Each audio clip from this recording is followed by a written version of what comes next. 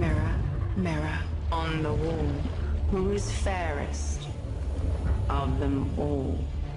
You are the fairest, but there is another destined to surpass you. What does she want from me? Consume her heart, and you shall rule forever. What was it like to play the fairest of them all? You would think that that would be quite a daunting part to take on, but I think the reason why the project was so sort of beautiful and attractive to everyone is that it, not to sound completely cliche, in our film, fair means a lot more than, you know, what you look like, and if you don't have, it sounds so cliche, it's so beautiful that if you don't have the strength of heart to back up, you know, your looks, the ugliness seeps out of you. Snow White. Snow White. You should have killed her when she was a child. And are you someone that in your own life that's aware of your appearance either because you're very self-conscious or because you're like, hey, I'm fierce, or whatever, you know, are you somebody that thinks about those things? Right. It was interesting to play somebody that had literally never looked in the mirror. Like, you know, I have to say I don't have like a personal, like very developed relationship with my mirror, but I do feel good when I look in it. I feel okay. And you do some great action in this, some stunts. It was fun. It's hard. You really, they put you through the ringer. Like, I destroyed my thumb, completely pulled every muscle below the waist. Like, I, you know, really ran myself into the ground. You grew up with 3 brothers.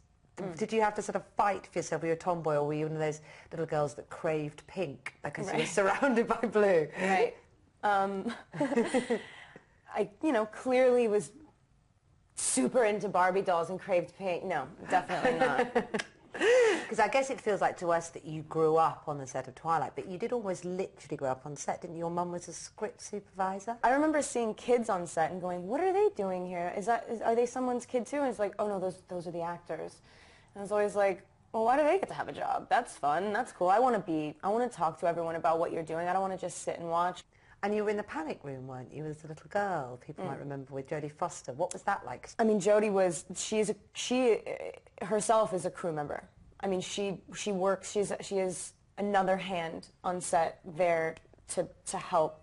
It was good that at such a young age I was like, oh, okay, so that's the point. That's why you do it. And she's also just she's really nice. She's also just like a really great person, and that's pretty important. Now, you've just recently turned 22, haven't you? So did you go crazy this year? No.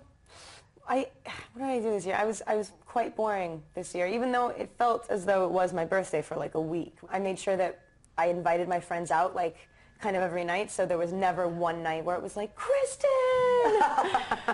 So I think we went bowling or something on my actual birthday, which is like the dorkiest thing ever, but it was really fun.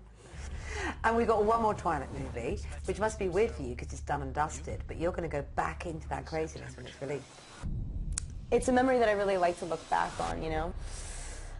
The last time we finished had like such a final note that it was, that's what I remember, and it's something that people always ask me, are you trying to distance yourself, are you trying to break away, find new qualities to prove that you can move beyond it. I loved it. It was just another movie that I did, even though from the outside it looks like this big thing. I'm really, really lucky to have that memory.